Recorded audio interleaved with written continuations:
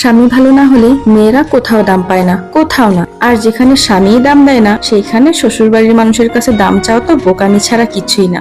বিয়ের পর একটা মেয়ের জীবনে স্বামী হলো সবচাইতে বেশি মূল্যবান ব্যক্তি। স্বামী যদি স্ত্রীকে মূল্যায়ন করে, তাহলে গোটা পৃথিবী তাকে সম্মান করতে বাধ্য।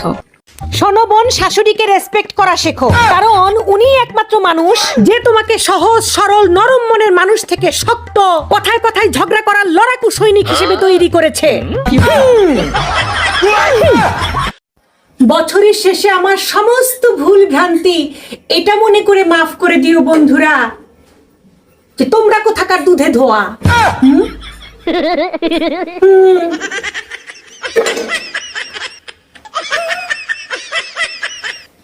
ভালোবাসা দিলে দিবেন, না দিলে নাই। ইগনোর করে ভিডিওতে লাইক দেন না, এটা কোন ধরনের কথা? আমি কি আপনার এক্স নাকি? লাইক দেন।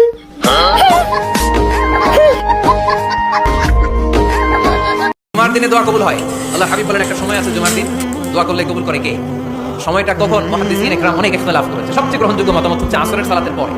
জুমার দিন আসরের সালাতের পরে সূর্য ঢলে পড়ার আগে দোয়া করলে কবুল করবে কে? একটা জিনিস খেয়াল করে দেখবেন, যে সকল মেয়েরা পরিবার নিয়ে তেমন একটা মাথা ঘামায় না, স্বামী সন্তান খাইলো কি বাঁচলো কি মরলো তা নিয়ে তেমন একটা মাথা ব্যথা নাই, ঘর বাড়ি সারাক্ষণ ময়লা হয়ে থাকুক, না হয় জাহান্নামে যাক, এদের পার্লার সাজুগুজু, নখের যত্ন, চুলের যত্ন, ত্বকের যত্ন